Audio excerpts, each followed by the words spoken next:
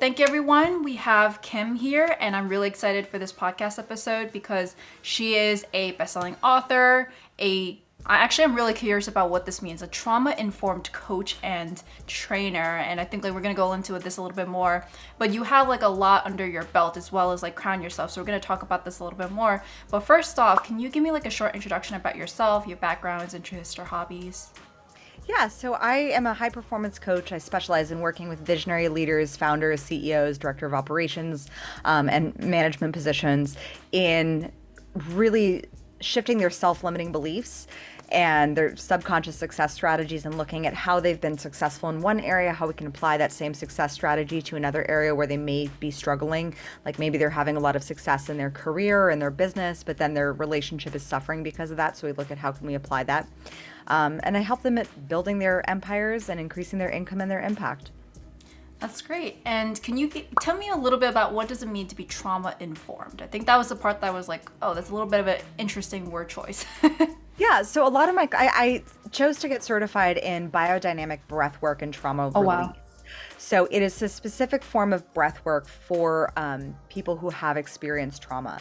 I experienced trauma as a young child, all forms of abuse, because I grew up with an addict. And from that experience, it shaped the way I was making decisions early on in my career, from a very reactionary place. So what I do is I don't work from the top down, as we say, there's working from the top down and from the bottom up. And the top down for trauma specifically is reserved for psychology, but from the bottom up, I work somatically. So I work using the breath and the body to activate the parasympathetic nervous system, the vagal nerve, to be able to have more of that physiological resilience to adapt to stress easier and to be able to make better decisions that are more aligned with where you want to go instead of from that fear-based space, which is basically fight, flight, freeze. So is this actually a big reason why you started to do this, is because of your background and maybe helping other people to get to where they want to go? Yeah, I saw a need in applying more somatic principles into my coaching because I saw that people were very good at talking, but actually embodying the work of transformation and of change. Like when you can say something, you know something, and you know something, but sometimes if you're not actually making those aligned decisions in the way that you want to go, that means that a decision or a choice or a belief system hasn't been fully embodied. And sometimes that can be because of childhood trauma and experiences from your past. Even if it wasn't childhood, it could be I had one client who had struggled with a very bad business buyout. And what he wasn't trusting his decision making to be able to move into that next chapter of his next business and his next venture that he was doing. So we had to work through that trauma somatically in order for him to feel safe and secure and trusting in his own decision making process. Interesting. In terms of your actual background, did you study in psychology or? Yeah, so my background is actually in storytelling. I started out in Hollywood writing screenplays, and to support myself in Hollywood, because you need a bridge job, I started teaching Pilates. And Pilates was a saving grace for me. For one, it put me into a leadership position. It was something, I never was a fitness person. I never thought I would get into fitness, but I found it through my connections in Hollywood. And I figured, Kate Hudson does Pilates, I might as well try it. And within a few months, I started seeing not only results, but I started feeling differently in my body. Because prior to that, I'd struggled 10 years of bulimia and body image issues, body dysmorphia. And it was the first time and the first experience that I ever had feeling really good in my body. And I said, I have to teach this. I have to help other women feel this good in their body. And so I immediately got certified in Pilates. And I was an instructor for over 12 years. And what I realized through that experience is I was exposed to, I changed my environment from the environment that I grew up in to being surrounded by 10 different people, 10 days, not 10 days a week, because there's not 10 days in the week. This is the end of the day for me. 10 different people, 6 days a week, working in a leadership position where people were coming to me for their fitness advice. Now, I wouldn't be sharing, things on health or diet because that wasn't my background or knowledge, but I could share about this one system, this one process, Pilates, that really served me. And it served, little did I know, now knowing what I know about neuroscience and psychology and somatic work, because Pilates, just like yoga, it works with the parasympathetic breath. You're able to actually create that resilience to go from sympathetic, so your fight, flight, freeze response, your fear-based responses, into a deregulation of the nervous system to rest and digest, which is how the nervous system is supposed to go. It's supposed to easily ebb and flow. So I was practicing Pilates and teaching it, and I found that the being in the leadership position combined with changing my environment. So by changing your environment, you're exposed to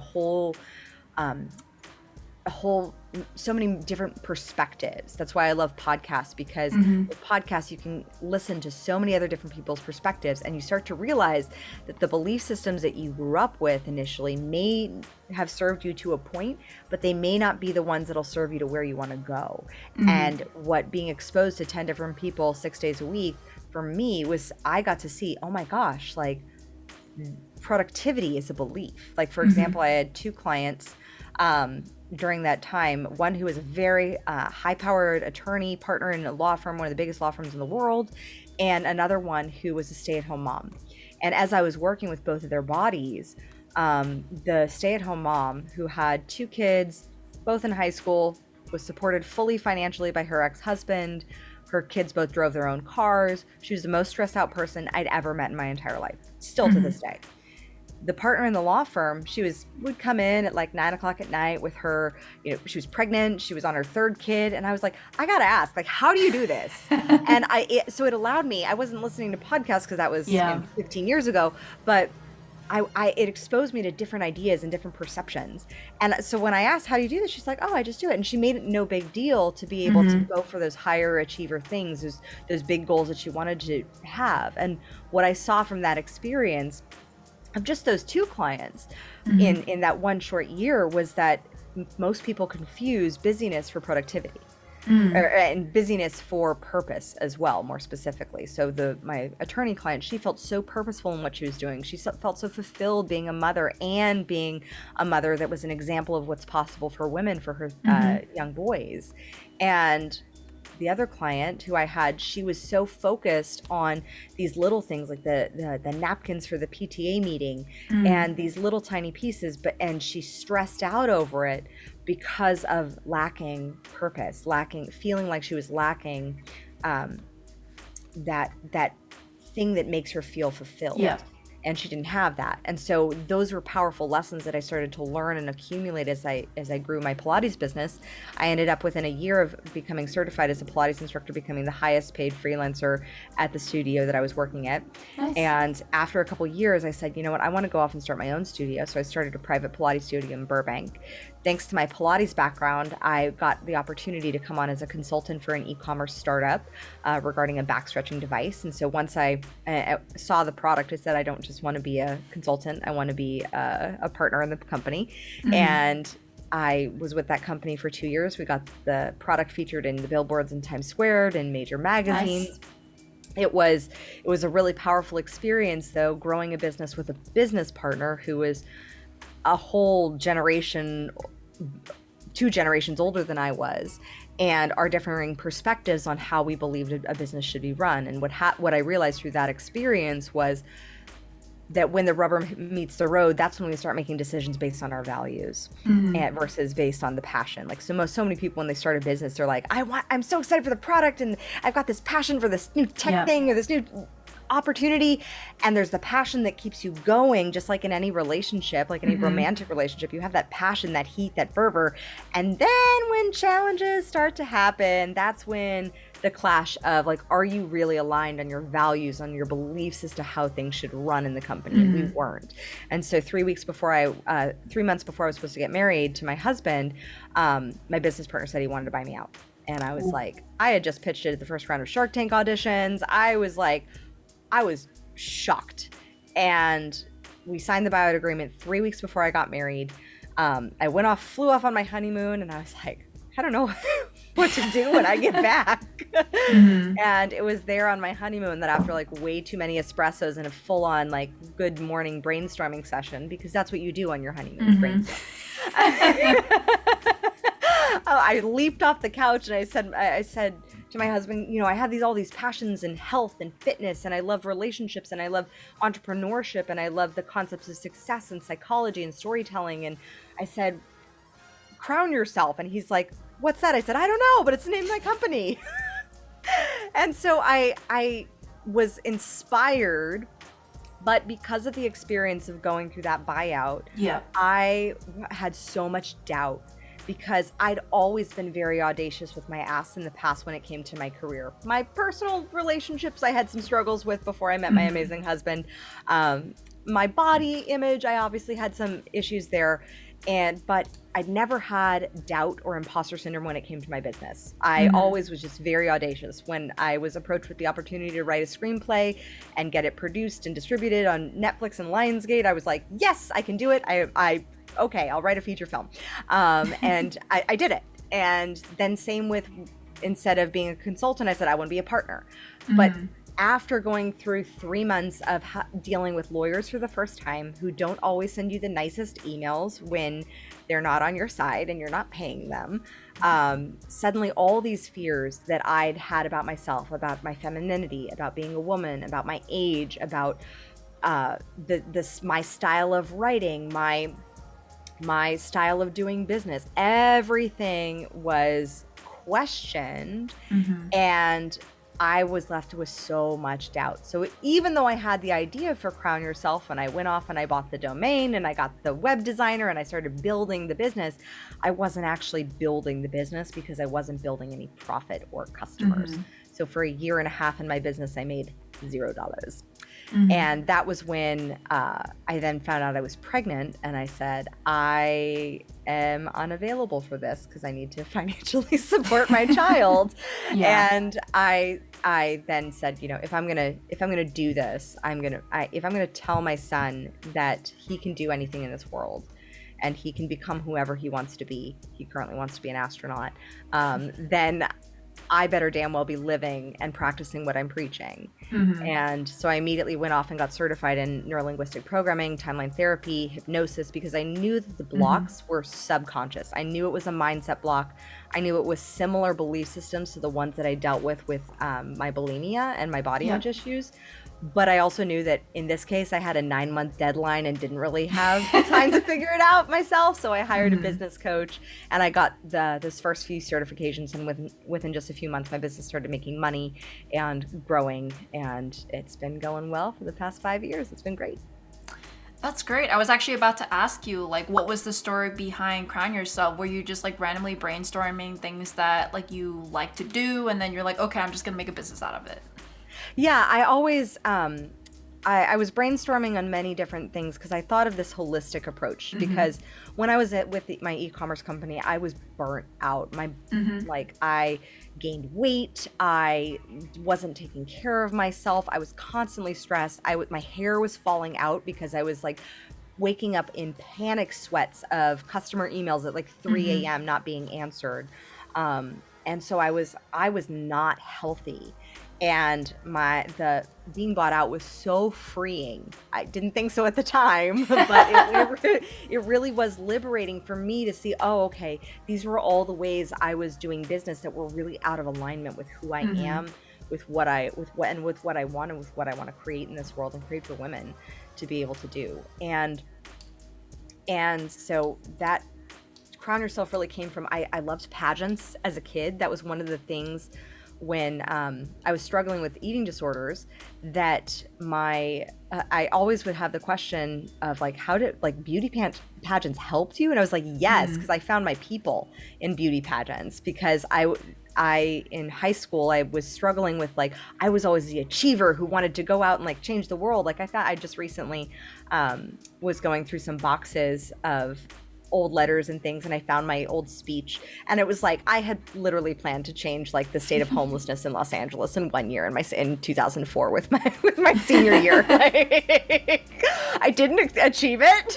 but like those were my ambitions. They were lofty and large, and I wanted to do it looking good and feeling good about myself. And so when I started doing pageants, I was like, these are my women. Like these are women who are ambitious and smart, despite what the media would portray them to be in many ways. Like, they're ambitious and smart, and they look really good, and they're fit, they care about their bodies. I was like, I want to hang out with these people. I actually ditched my senior prom to go to Miss Teenage California. So, and it was so worth it. But that, I always loved crowns and that idea of a princess rising into queen. And what I realized on my entrepreneurship journey is that when we are children, and as we grow into adulthood and we face the jadedness of everybody else who hasn't fully achieved their dreams, you want those things, but you'll see when you get to this age, and all those beliefs, versus a princess who's actually like being trained to reign and rule. She is being groomed from the moment that she is born to be in a leadership position. And I think we've done ourselves a massive disservice by not training that into kids from a very young age. Like, I look at my 4-year-old and I'm like, oh no, he's a leader. And we are constantly reinforcing that program because he is a trendsetter and a leader. And I'm like, I'm gonna encourage that and guide him to being a conscious leader instead of a 4-year-old dictator. Yeah. So, this world doesn't need any more dictators. We're good. So, but really looking at that space of, if we are training to crown ourselves, in essence, to reign, then we need to be surrounding ourselves with people who are uplifting us, who are challenging our perspectives, who are challenging our current state of behavior, to then allow us to rise into becoming more, to rise us into holding different perspectives. And I mean, imagine what this world would look like if we looked at it from the eyes of being a servant leader, of serving others and consciously leading from a place of example, instead of, you should do this, but I'm going to go ahead and do this, and like do as I say, but not as I do. Like, the world could be so magical when we all just step into that place and crown ourselves. So, speaking of leadership, like, can you give me your definition of what leadership means? A leader means owning who you are, how you show up, and every piece of how your team and the systems that you create from your business or from your life, how those go, and being not in control, but owning all that you are the commander of all of it. And I think that ownership is something that is seriously lacking in leadership these days, because when you own that people are taking commands or requests or collaboration from you and with you, then fully owning up that this is my time that you're, working with, but also it's your time. Yeah. And if we as leaders see each other as the kings and queens and value each other at that level, it changes the dynamics in how we react and respond to each other. I think we would treat each other with much more respect, being able to see leadership from an example perspective, and from looking at it from being able to hold the long-term vision as well. I think that's another piece of a leader's job and of leadership, is the ability to hold the long-term vision beyond our short-term wants and desires. I feel like that's something that everyone would strive to do, but like, how exactly did you raise your son on this? Like, I'm just trying to envision how I would do that. I don't even know. I came out of my womb like pointing a finger and no, I was just kidding.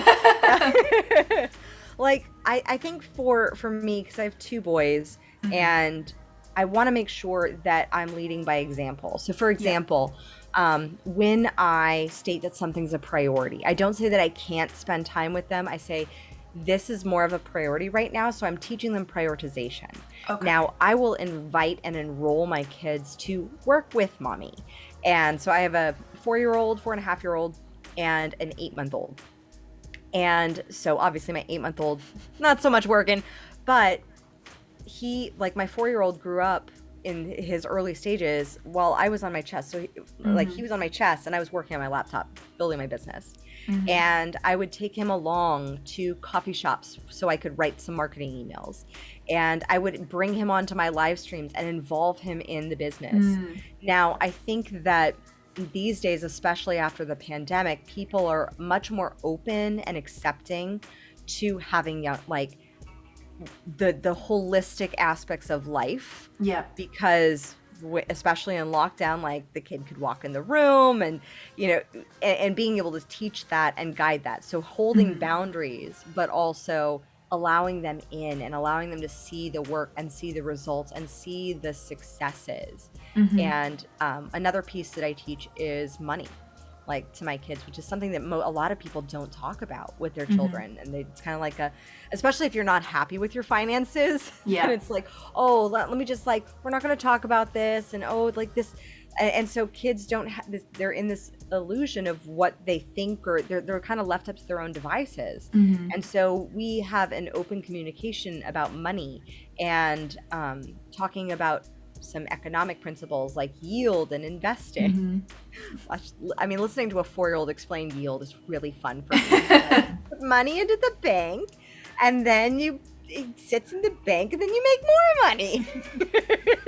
And I was like, yeah, well, maybe stocks and whatnot. But just him being able to kind of have that idea of different streams, of different ways that he can produce income.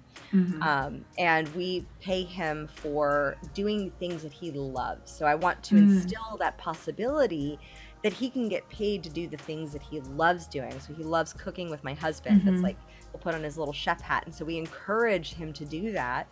And then he gets very excited about, the shiny new money that he gets after he receives that. And so we celebrate both the work and give the reward. Whereas That's for me, I don't, as a mom, I don't pay for chores. I think that is something that we also cultivate a family dynamic of talking about being a team unit. Yeah. And there's a difference in thinking of your family as like, oh, it's this person does this, and each like as a task oriented thing, which is kind of what I see a lot of entrepreneurs fail at when they first start their business, and especially when they first hire like a VA or outsource something. It's very task oriented. It's not team oriented. And so when you can think of your family unit as a team, there are roles that not always do you want to do certain things, but sometimes to support the team, you lean in and you help to cover them to help them do that. And so we don't pay for chores because that's part of, working as a team, as a family dynamic, to be able to create that. That's so interesting to hear about parenting. I'm like 26, so I haven't even considered this, but I'm always so curious to see how people do parenting in different styles. But speaking of like getting paid for your passions, can you tell me like about, because you help people find your zone of genius, can you tell me a little bit about that, and what does that even mean? So your zone of genius is that thing that you could do for free, that thing that comes so easily to you. Maybe it's a way of thinking, a way, something that you do just so naturally that you're like, doesn't everybody do it this way? Like, isn't everybody good at this? And no, they're not. That's your thing. That's your piece. That's in your zone of genius. Now, a lot of societal programming, or what I call plagiarized programming, will say like, oh, if it comes easy, then it goes against that big societal programming of hard work, of work should be hard. And so what I find a lot of entrepreneurs do, and I was guilty of this myself, is when they're starting a business, they do all the things except for that one thing that really lights them up. Yeah. And so for me, my zone of genius is in creating, connecting, and challenging. So I love challenging, and that can come in a coaching call with me. That can come on a podcast when I challenge a strategy or a belief system. That can come in me sharing my story of some challenges that I experienced and giving examples to show possibility and perspective. Creating, it can be creating a podcast, creating a blog, creating a newsletter, creating a collaboration, a partnership, creating an event, and collaborating. I love connecting. I love connecting people with other people. I love connecting people with podcasts or tools or resources that they can help with. That's my zone of genius. And I have found that when an entrepreneur spends a majority of their time in their zone of genius, like 60, pushing 80% of the time, their income goes significantly up. Versus when an entrepreneur starts out and they're doing all of the things in all of the areas that aren't really in their zone of genius, but that feel like work, that feel like that hard work paradigm, suddenly their income is still kind of capped at that. And that's why I'm like a huge proponent of outsourcing what's not your zone of genius to those other areas. Now, that's not to say don't keep learning or don't learn things that you may need to figure out, like when we're first launching our YouTube channel, like I knew I had to figure out like how to do certain pieces before I could outsource it. But then once I'd figured those out, I knew that, okay, this is how I want the process to go. I could break it down into a process, have it in a system, and then pass it off and delegate it. But the two other zones that you want to be aware of are the zone of competence and the zone of excellence. So first you have the zone of genius is like the goal. That's where we want to get to. But the zone of excellence is that area where you can be praised for doing lots of amazing things. It could be the area that you've even won awards at. Maybe it's the area that you went to college at, that you got a great job at, you had a great career in, but it's not really that area that's your zone of genius. So like I had one client whose zone of genius was in building, creating amazing businesses, selling them. Great, and then sell. But she got stuck in that space of like, oh, but I really, really like this business, and I like I like the customer. So she would get stuck in that space before she would like knew that she loved the ebb and flow of create and sell. And so having that dynamic, like I had another client, her zone of genius was in relationship building. And she was literally in a meeting with one of her business partners, and the business partner was like, I don't know how she's so good at what she does. I'm not even sure what she's so good at doing, but I know she needs to be here at this meeting. And she was there at the meeting and closed a significant deal for her company. And that's the power of knowing and owning your zone of genius. When she realized her zone of genius was in building really amazing, epic relationships and connecting two people together that could create even greater profit for her and her company and create win-win solutions. That was her zone of genius. And so she focused on that versus, oh, I need to go out and do this like sales conversation. I need to go out and, do this like bookkeeping. Those things are in your, what's the realm that a lot of people do in busy work, which is zone of competence, where it's like, I can do it. I don't really want to do it, but I'll do it. And it's in the back of your subconscious mind. There's that belief of it needs to be hard. Building a business needs to be hard. Then there's that zone of excellence that I mentioned, where it could be things that you can get praised for, things that you do really well, but they may not be that thing that lights your soul on fire. So, for example, I had one client who was really skilled in her career, but it just didn't. Her zone of genius was enacting complete change and transformation of industries. So, staying in that one pigeonhole, it just didn't get it. It didn't do it for her after years of doing it. And she just knew that she was made for more, and that's where the zone of genius came in.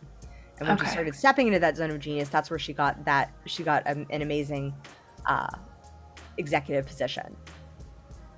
So zone of competence is like what you can do well in, but you're not a fan of it. You just got to do it for the busy work. Zone of excellence is that you get praised on it, but it's not like you don't feel personally that it's your calling.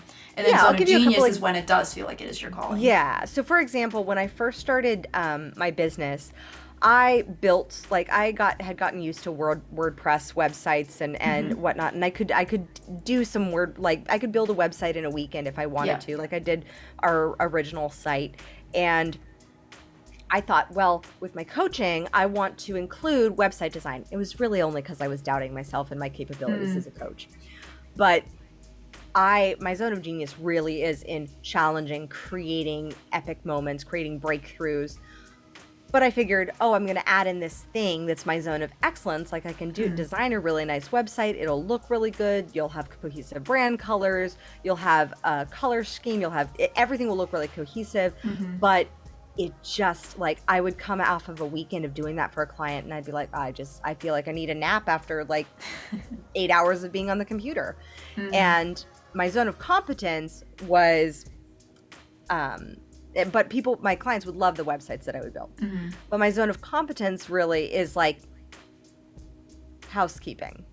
I'm like, I can do it. I don't really want to do it. So like the dishes, if it wasn't for my husband, the dishes would stay in the sink for like a week.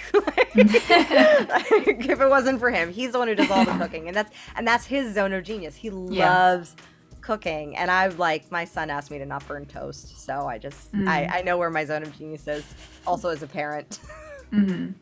So would you say that in the example of that stay-at-home mom and that lawyer was in the zone of genius and didn't feel burnt out? Is that what you're trying to say? Is like Yeah. probably what was that?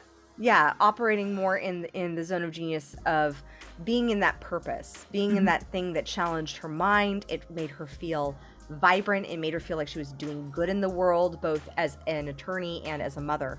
And versus the zone of competence, that's where you can feel that busyness, that constant busyness of like the have-tos, the shoulds. And a lot of people can get stuck in that space because they're so searching for purpose, but in order to connect with, I don't believe you really find your purpose, because I think your purpose is inside of you. Yep. But you have to get quiet. You have to get still and take some time and have some space to really feel into it instead of thinking. So something that I was a little bit wondering about is like, what if you don't know what your zone of genius or zone of excellence is? Because I know a lot of people who, like, especially in their early 20s, they just like, I like a lot of things, but I don't know what will get me money out of it. And I don't think that I'm good enough to get money from it or just anything like that. Because everyone says like, follow your dreams. And then when you do that, what if you're just not good enough to get paid, but you like it enough to do it for fun? So how would you really navigate that in the first place? Yeah, so I'm not of the idea of like, oh, this job is not my zone of genius, so I must quit and like deprive my family of income. Keep your job, you can find it. But looking at what are those pieces of the jobs or those pieces of the roles that you currently play that you really enjoy? And what are those things that you do that you really love? So like my path was not linear to growing a business, becoming a coach. It was very much, I followed my curiosity. I was very curious in screenwriting. One of the things I found though was when my first film got produced and distributed, I was at the premiere and I was wondering like, why am I only 90% fulfilled? I thought like, this was my dream. This is what I thought that was what I was here to do. And I said like, oh, that's interesting. 2 weeks later, I found out that one of the kids who came to the film, he was a friend, who was my friend's son, because when you write a movie, you get extra tickets, and I passed them out like candy. And he had come, and I got a text from my friend saying, I just want to let you know your film changed this kid's life. And I was like, really? Like, that film? And she was like, yeah, it did. And she said he was going down the same, like, the film is called Bro, and it's about freestyle motocross. I know you'd never think I would write a movie about freestyle motocross. I still have yet to actually get on a motorcycle and drive it myself. On the back of one, I have been. But that the story is about a young kid who wants to fit in with the cool crowd. And we've all had that experience. Yeah. And this kid was going down the same path as the main character, going out, doing a lot of partying, getting caught up with trying to fit in, starting to do drugs, starting to deal, and he saw the path that could lead to and change his life. And I said, that is what I want to do. I want to transform people's stories. And that's what I've been in the business of doing all along. So even though I was a Pilates instructor, I was transforming people's stories about what was possible for their bodies after surgery or after having a baby. I was in my e-commerce company. I was transforming people's stories about what was possible for their home furnishings and how it could double as their workout devices, and transforming people's stories about their back pain. As a coach, that transforming stories is what I do all day long. But it took me a while to figure out like what is that through line throughout each one of these different interests that seem disconnected, but they all are. It's the same thread of transforming people's stories. So allow yourself to get curious. If you don't like something that you're currently doing, ask why. Like, what is it? When did I decide that I didn't like this? Who said I should like this? Because so often we'll bump our heads against the shoulds of life, of where parents said we should do, what our parents said we should do to make money, and we'll model that. So I was fortunate enough to, even though I grew up with some adversity with my dad being an addict, I also saw my parents grow a business from like the time that I was a kid to now, and to after he passed. And I saw that journey and that evolution of entrepreneurship. So I thought, oh, if they can grow a multi-million-dollar business in 30 years, what could I do in 10? And that's without the addiction piece. So I had that role modeled for me, fortunately. And I always knew that I loved business. I loved holding space to have really powerful Yeah. conversations. But I didn't really know how I was good. I didn't know I was good at sales. I didn't know those pieces until I started putting myself out there and just getting curious and allowing myself to be courageous in my asks. So being courageous and bold with what it is that you like, and if you don't like something, or if something doesn't feel like you like it, or if you think, oh, I really should be liking this but I don't, get curious about that, and then that'll guide you into what it is that you do enjoy, what it is that you do really well. I mean, there are kids out there who are, really freaking good. Like, their zone of genius is like getting level 30 on some like really crazy game, and they're making tons of money. Like, Yeah. Gary Vee points at it all the time of like these kids who were playing video games and their parents were like, get off the freaking video games. They're now like out earning their parents doing video games. Yeah. So it's allowing yourself to get curious. What is it that you would love to master? What is it that you would truly love to master? And for me, that's always been storytelling and mastering character structures. And that's what I do in my business with my coaching clients, is I see what character are they playing and what character is actually aligned with who they want to be, and what are the traits of that character, that person who is they're self-sabotaging, that's preventing them from actually achieving what it is that they want. So looking at those pieces, does that answer your question? Does that give some clarity? It does. I think, like, on the flip side, and we might be going a little bit too deep in here, but this is actually probably applying a little bit more to me, is like, what if you have too many interests and you worked on it because you liked it, you worked on it so much that now it has become your zone of genius, but now you have too many. And then now all of a sudden you may be burning out because you're doing that 24/7, and you really want to focus on one thing to hone in. So let's give you an example of like content creation. I like video editing, I like audio editing, I like the marketing part of it. But I also like to do what I'm doing on my day job, which is not entirely creating, but it also is the same kind of mindset. So because of that, I'm like, every time when there's like a new thing that's out there, I just end up liking it, and then I work on it because I like it, and then it becomes a zone of genius. So in some cases, I may have tricked myself into thinking that it doesn't feel like work, but at the same time, this could be a way of why a lot of entrepreneurs burn themselves out, or they trick themselves into thinking that it's good for them. So I don't know if you have anything to say about that. Have you worked with clients that have something similar to this? Like the multi-passionates? Yeah. That's my specialty. So like looking at that multi-passionateness, what is it about that specific thing that you love doing? Like, each one of those things, editing, podcasting, video, there's probably things that you don't like. Am I right? That there are certain parts of it that you don't like? Or do you like all of it? I grew to like it, so I don't know. You've grown to like all of it.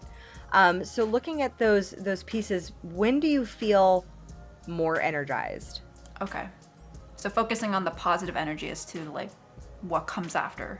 Yeah, looking at the energy that comes from it. So for example, when I'm on back-to-back coaching calls or back-to-back podcasts, I feel more energized by session number 5 that day than I did in the beginning, because I know that I'm in the Okay. That's a different way of thinking. Yeah, versus if you feel like, oh yeah, I accomplished this. Like, sometimes we fall in love with the checking off of the to-do list. That's probably me. Doing the things that we've loved, and that ability to check off that list, that's efficiency.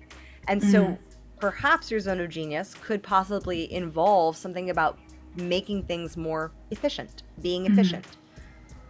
And okay, that's a definitely way of seeing it from that perspective. Yeah, I think like I did actually make a video on my YouTube channel about this, about ikigai. Have you heard about that? No. So ikigai is like a Japanese concept where it's like a 3 Venn diagram. One is like what you love, what you do well in, and then what you make money, or your social, like what can change the world kind of thing. So yes, I just saw that in Jay Shetty's book. Yep, Think Like a Monk. So yeah, exactly. From that is just like what I've been telling people. Is like, that's how I found my passion. But then my issue is like, oh, I got all of this stuff. So like now all of a sudden, like, what is my passion?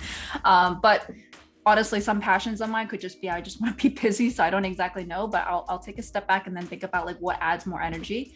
So that is like something that I found was really helpful for me personally, is that helped me find my zone of genius. And because you get to really think through, and a lot of people think like, oh, I like accounting, so that's going to be on there. No, it really isn't. Maybe you like working with numbers, maybe you like working with data. That's like a different way of, a different lens to look at things. And you just gave me a new lens to look at, is like what adds more an additional positive energy, or at least like energizes you.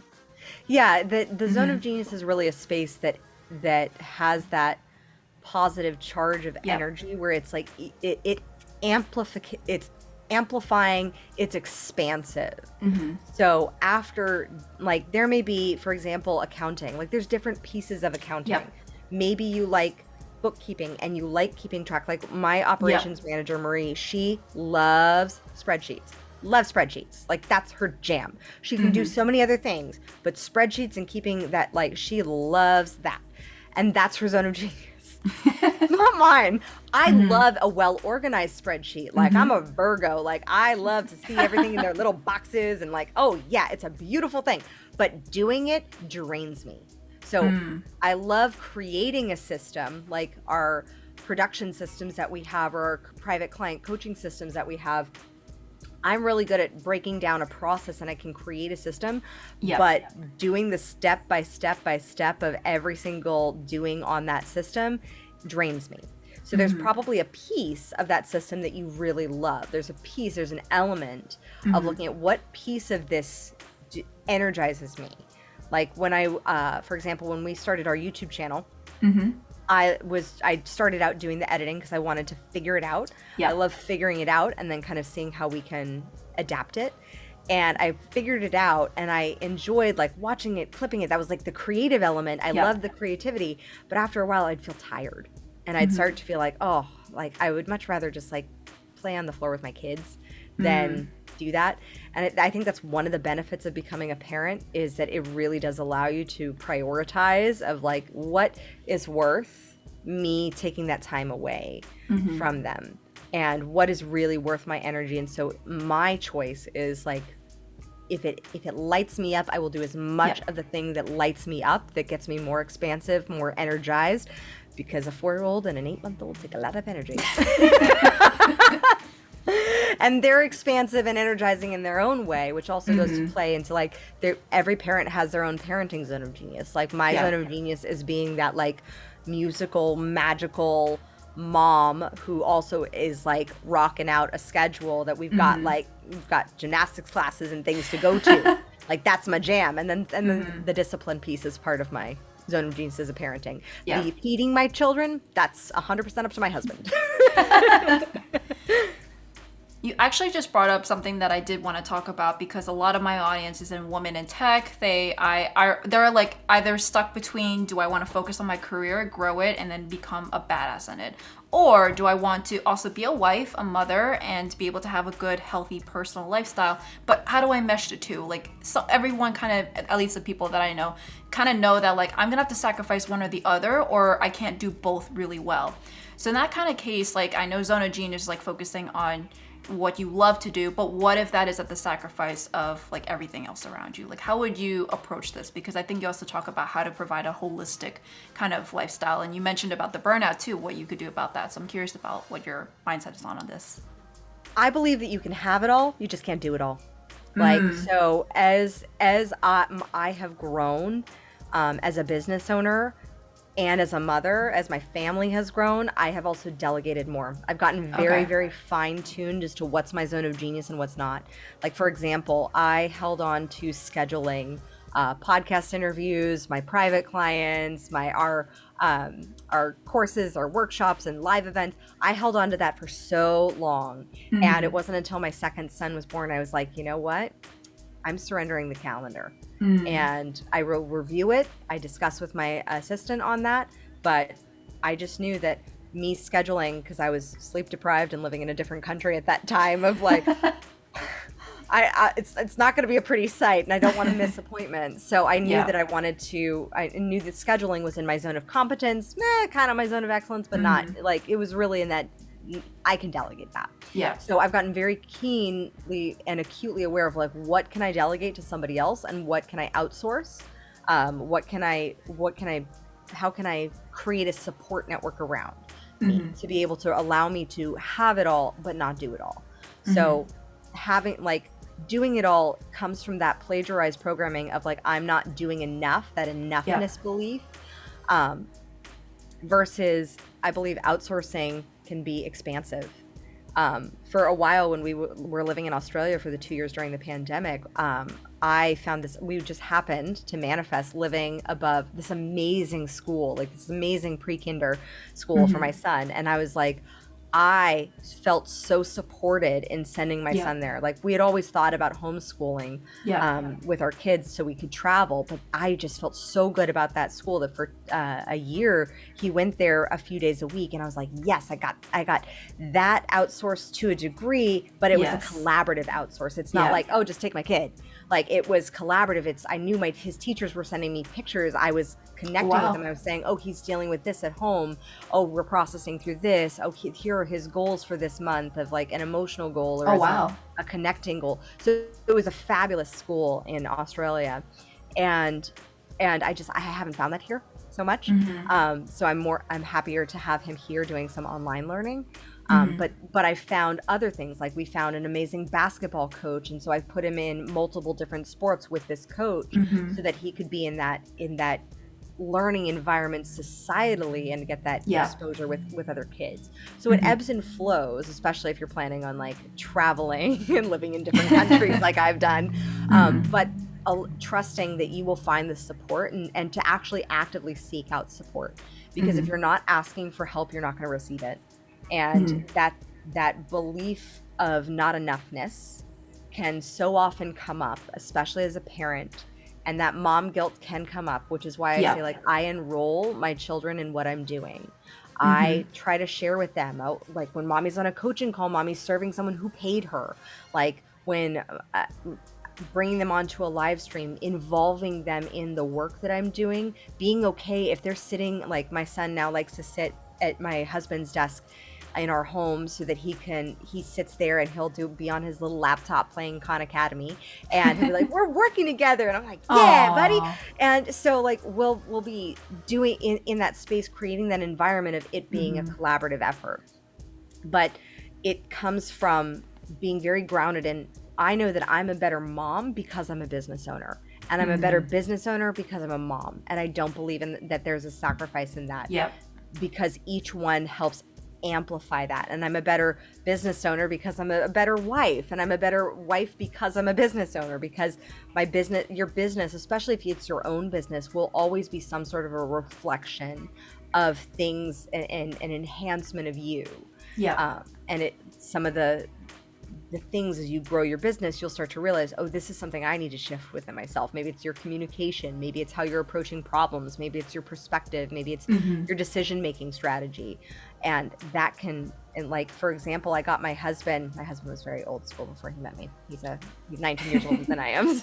and he used to do like paper calendar. And I said, we're going to go into one cohesive system and have a shared calendar so that we can be on the same page and kind of go through. But that didn't happen until my business had started to grow a bit. And I had to enroll his support and then see, okay, how can I build a system of support around me? Like what life support systems do I need in order for me to be operate at my best, so my kids operate at their best? And if there's a problem, then we get to discuss it. We get to find a solution for it. So being solution minded and having that can-do attitude is super powerful.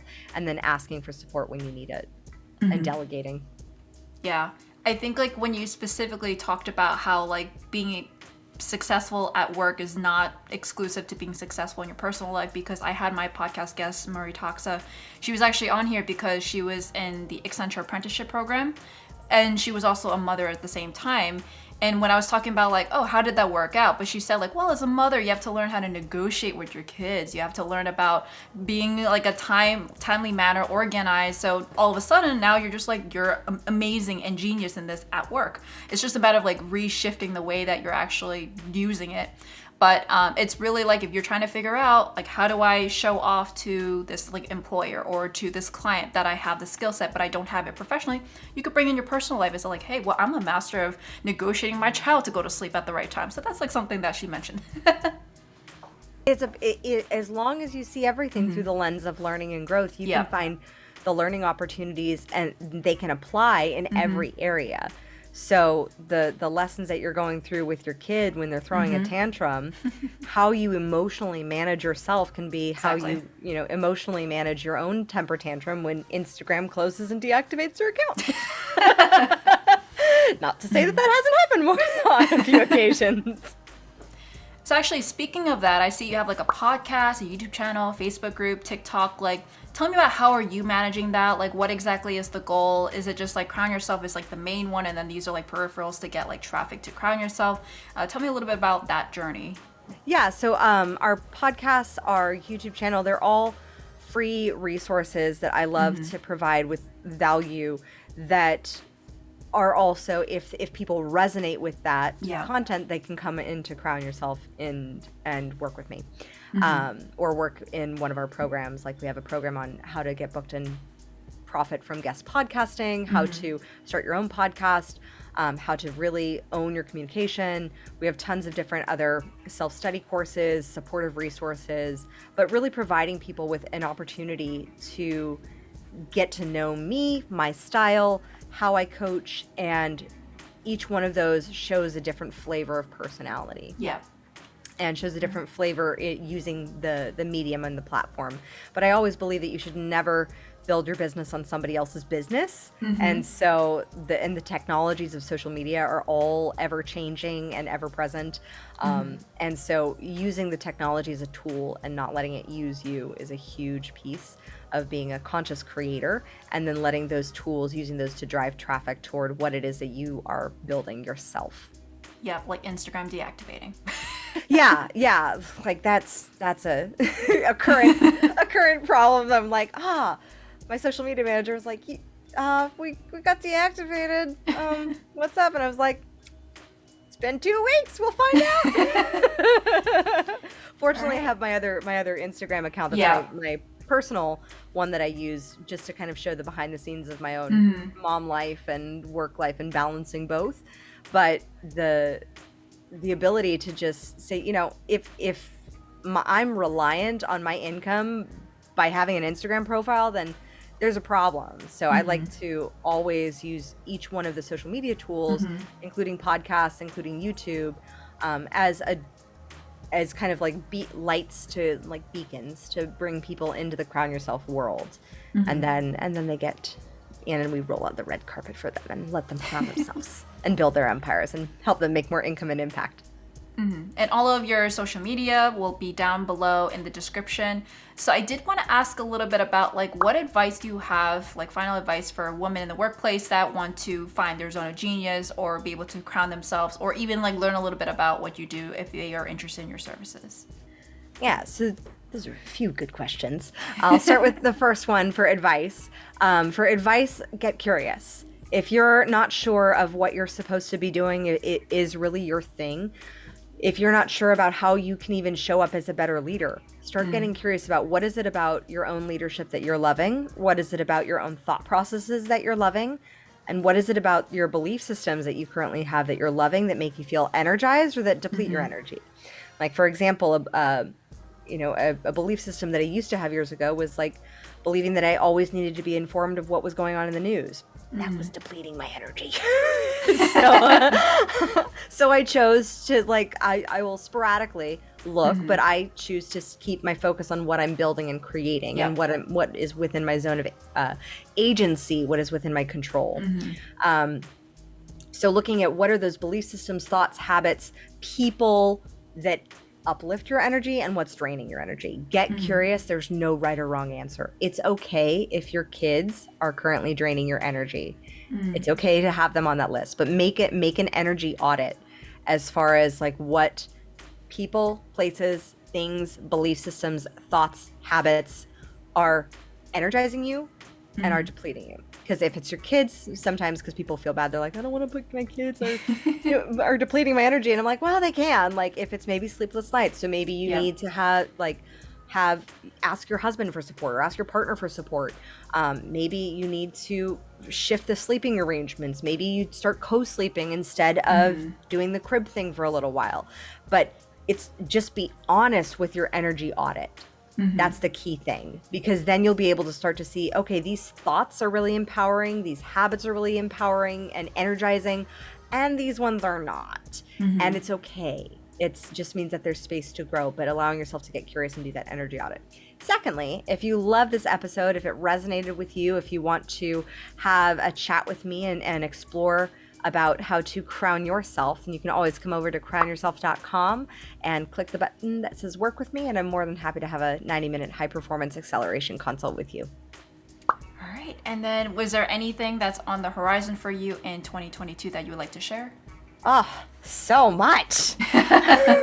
So much. Like we just did a big move back to America, and so I'm excited. Last year was very, very challenging for me. I lost 3 family members.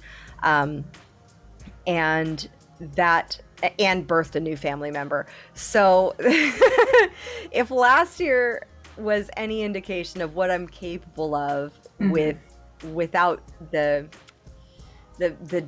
challenges that come with grief, I'm very excited for what's coming up this year. We're launching our Communication Queens program again, teaching people how to profit and get booked on podcasts. My book will be coming out this year, finally. And my husband and I are launching a private membership-only podcast called Reign Together that is all about how we co-lead our families as 2 entrepreneurs. I love how the title matches so well with Crown Yourself. Thank you. All right, so lastly, what can we do to support you? Oh, I love that question. If you love this episode, then definitely just jump in on whatever social media platform is your jam and connect with me. Just drop me a DM, or you can also email info@crownyourself.com and my team will get that and they'll forward it directly to me. If you want to just connect and share what breakthroughs you'd have on this episode. Like for me, the benefit of coming on these podcasts is just hearing the breakthroughs that people have. So if there was a specific aha, a takeaway, a new practice that you're like, oh, I'm going to try that energy audit thing and see if my kids really are draining my energy, then just let me know if that served you. I always love to see how I served and how I can always improve and do better. So I would love to connect with you. You can drop me a DM, a PM, or an email. I was gonna say EM because I was on a roll. Well, thank you so much. I definitely learned a lot, especially the zone of genius for me, particularly because I wasn't sure what mine would be, but it was definitely helpful. So I'm pretty sure if anyone out there is listening and also wasn't sure how to tackle it, definitely check out Crown Yourself, and all the links will be down below. So thank you so much, Kim, for being on this podcast, and I hope that everyone will start reaching out to you. Thank you so much, Christine. I look forward to hearing all of your breakthroughs, including yours, Christine. I'd love to know what your zone of genius is after you kind of explore it a little bit. I will definitely. Thank you so much.